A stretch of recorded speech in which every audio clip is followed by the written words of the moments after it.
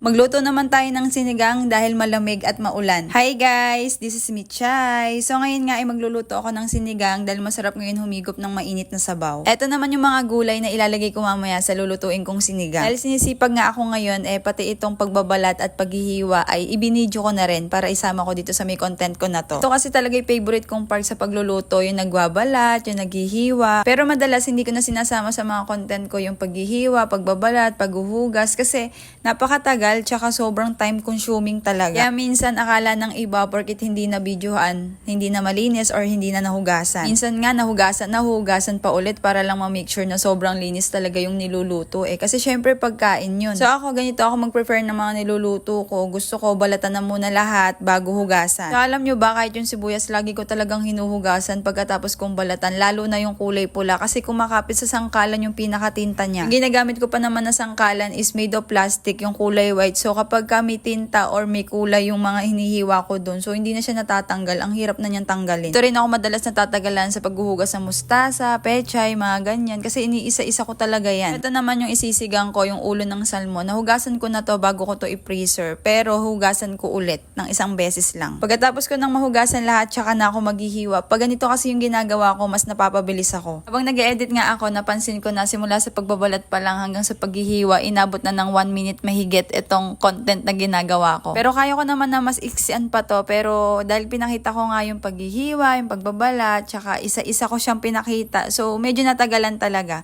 Pero next time hindi na. Ngayon lang kasi sinipag talaga ako. Pagluluto naman na to, medyo mabilis lang din. Nagisa lang ako dito ng sibuyas, kamatis, tsaka luya. Pinagsabay-sabay ko na kasi ganun din naman yun. After naman no, nilagay ko na agad yung ulo ng salmon. Ginisa ko muna bago ako naglagay ng tubig. Limplahan ko na rin pala to ng patis, paminta, tsaka naglagay din ako ng asin at konting pampalasa. Lagay na rin pala ako agad kanina ng gabi nung naglagay ako ng tubig. Tapos naglagay na ako ng sinigang mix. Sinabay ko na yung okra, talong, tsaka yung siling green. Tinakpan ko lang and pagkakulo ay nilagay ko na rin agad yung mustasa. Diba? Ang bilis lang niyang lutuin. Alam nyo ba, nakalimutan ko pa tong tikman. Buti na nga lang sakto lang yung alat at yung asim. So yun lang naman. Thank you for watching. Bye!